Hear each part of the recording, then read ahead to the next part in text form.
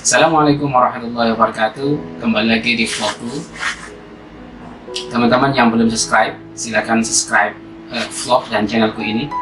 Insya Allah channel dan vlog ini memberikan informasi yang bermanfaat.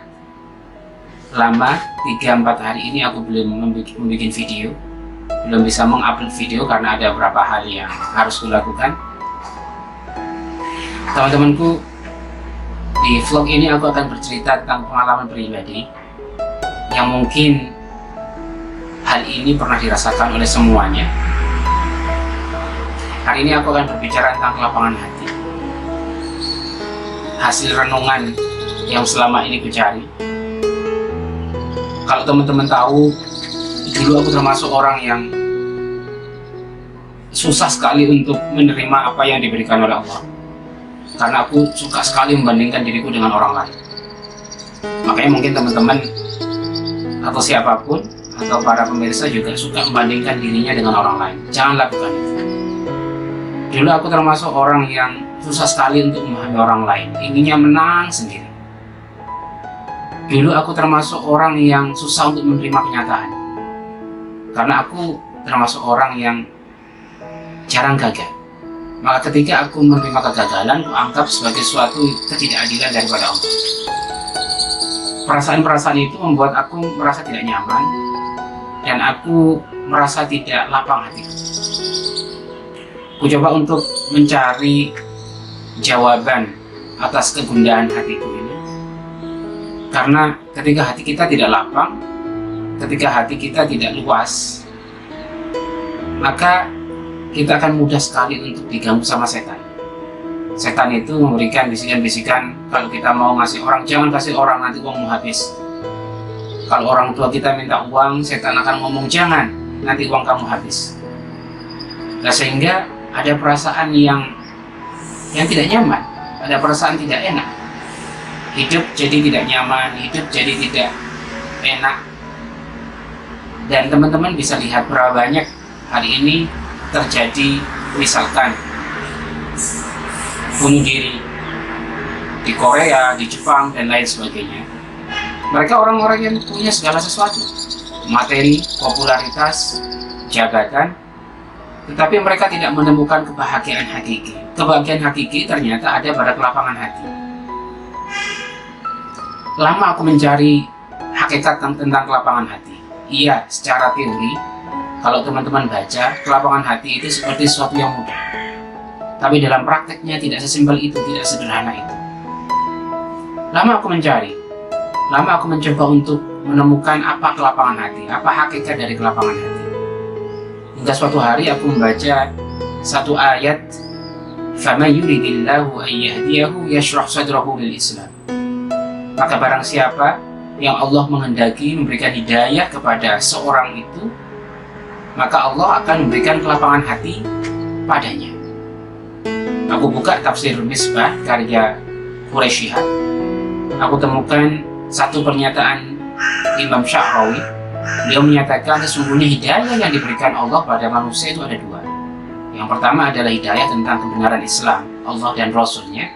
Yang kedua adalah hidayah berupa kelapangan hati.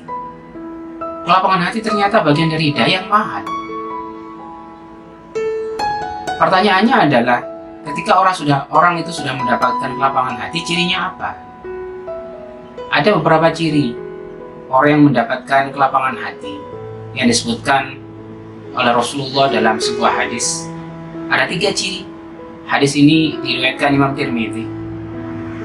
Hadis ini berbunyi, barang siapa yang telah dimasuki oleh cahaya keimanan dan keislaman, maka hatinya akan lapang. Nah, kelapangan itu ditandai dengan 3 hal. Yang pertama adalah kembali kepada rumah kekekalan. Orang yang lapang hati, pikirannya selalu akhirat. Orang yang lapang hati, pikirannya selalu kepada akhirat. Dia sedikit sekali memikirkan dunia. Konsekuensinya adalah apapun yang ia terima akan senantiasa disederhanakannya. Sudah,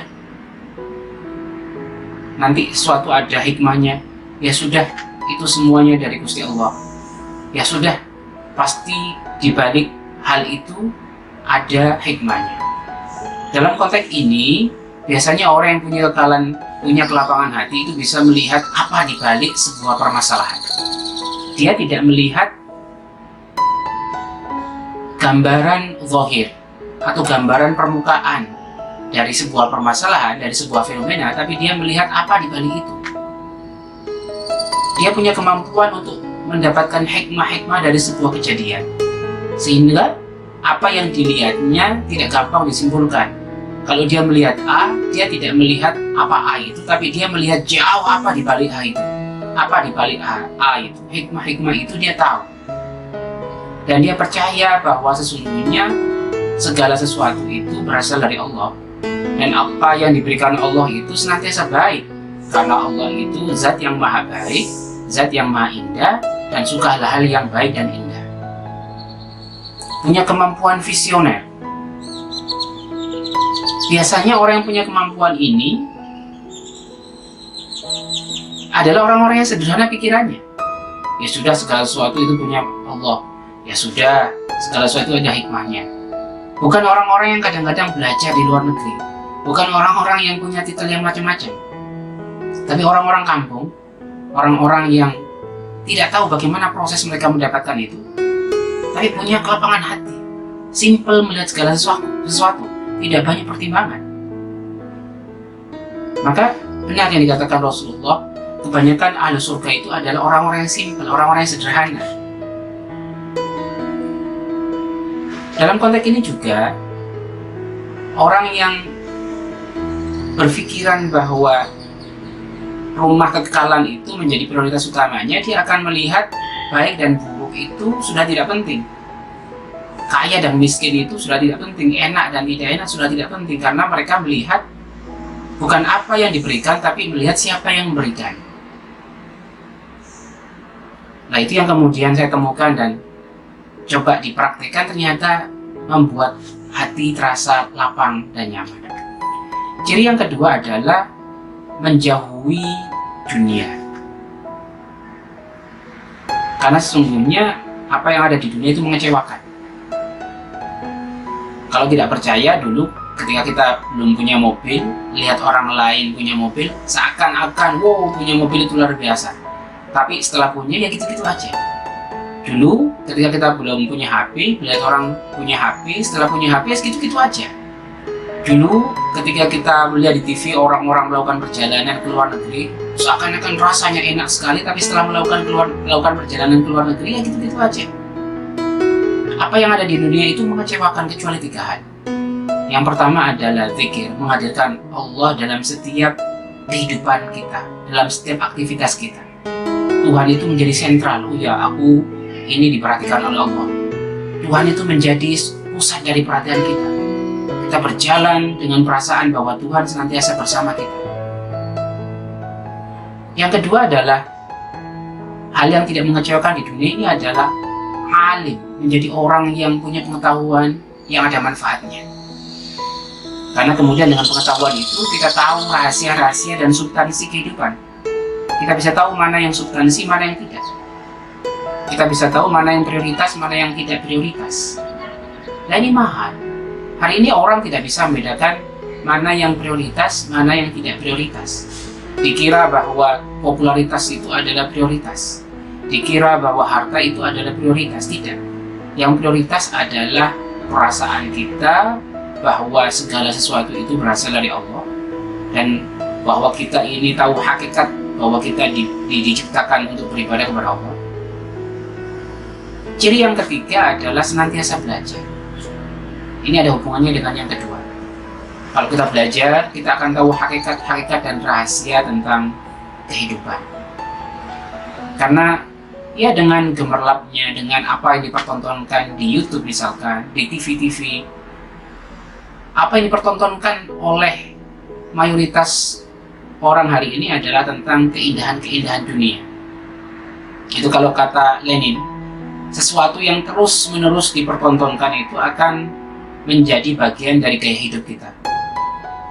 Nah, hari ini kita dipertontonkan dengan kekayaan-kekayaan sehingga semua orang berimajinasi ke sana, lupa dengan hakikat-hakikat dan substansi kehidupan. Kita berimajinasi bahwa kita punya ini, mobil Lamborghini. kita punya pesawat terbang, kita punya rumah yang mewah, tapi kita lupa dengan hakikat bahwa itu bukan substansi, bukan hal yang paling pokok. Hal yang paling pokok adalah kita mengenal Tuhan, kita mengenal Allah, dan menjalankan apa yang diperintahkan. Karena sungguhnya dunia ini adalah rumah sementara, rumah yang mungkin kita huni antara 60 sampai 70 tahun. Setelah itu kita akan mati, dan kita akan masuk ke satu rumah baru, satu zaman baru yang akan menjadi rumah abadi kita, yaitu akhirat, di mana semuanya tidak akan berguna illa man atallaha biqalbin salim, kecuali mereka yang datang kepada Allah dengan hati yang selamat, dengan hati yang lapang, dengan hati yang bersih, dengan hati yang suci. Maka dari situ aku mengetahui bahwa hakikat kelapangan hati itu luar biasa. Ciri yang ketiga dari orang yang lapang hatinya adalah mempersiapkan kematian sebelum datangnya kematian. Hari ini aku tanya pada teman-teman, berapa kali kita satu hari ini atau setiap waktu memikirkan kematian? Bahkan tidak pernah pun kita memikirkan kematian. Ada saudara kita yang mati, kita kemudian paling cuma takut sementara, habis itu dengan hirup pikuk dunia kita lupa lagi. Maka cukup sungguhnya kematian itu menjadi nasihat bagi kita semua. Kalau kita memahami hakikat itu. Maka terakhir adalah, kalau kita ingin lapang, teruslah belajar. Kalau kita ingin lapang, tanamkan dalam hati kita bahwa Allah itu segalanya. Cara menanamkannya dengan bagaimana? Dengan banyak berzikir kepada Allah. Zikir, semua ibadah-ibadah itu akan memberikan efek positif. Penghadiran Allah dalam diri kita, penghadiran dan penyerahan kita kepadanya akan membuat diri kita merasa, oh iya, kita ini bukan siapa-siapa. Oh iya, Allah itu adalah segala sesuatu. Sandarkan semuanya kepada Allah. Sandarkan kehidupannya kepada Allah. Jangan pernah melihat apa yang diberikan oleh Allah, sedikit banyak, tapi lihat siapa yang memberikannya. Kalau kita punya perasaan itu, sakit, tidak sakit, kaya, miskin, enak, tidak enak, menjadi sesuatu yang sama. Semuanya akan menjadi sesuatu yang baik, karena semuanya itu berasal dari kekasih kita, berasal dari pencipta kita, berasal dari zat yang maha indah, yang suka keindahan. Teman-teman, jadilah, ayo kita semua sama-sama belajar untuk melapangkan hati kita, agar kemudian hati kita laksana menjadi lautan tak bertepi. Dengan lapang hati kita akan gampang untuk memahami orang lain. Dengan lapang hati kita akan gampang untuk menerima kenyataan. Dengan lapang hati kita akan gampang untuk memberikan apa yang kita miliki. Karena sungguhnya lapang hati adalah hidayah kedua yang terbesar setelah hidayah Islam, iman, dan pengakuan kita terhadap Allah dan Rasul-Nya. Subscribe video ini, channel ini, semoga ada manfaatnya. Assalamualaikum warahmatullahi wabarakatuh.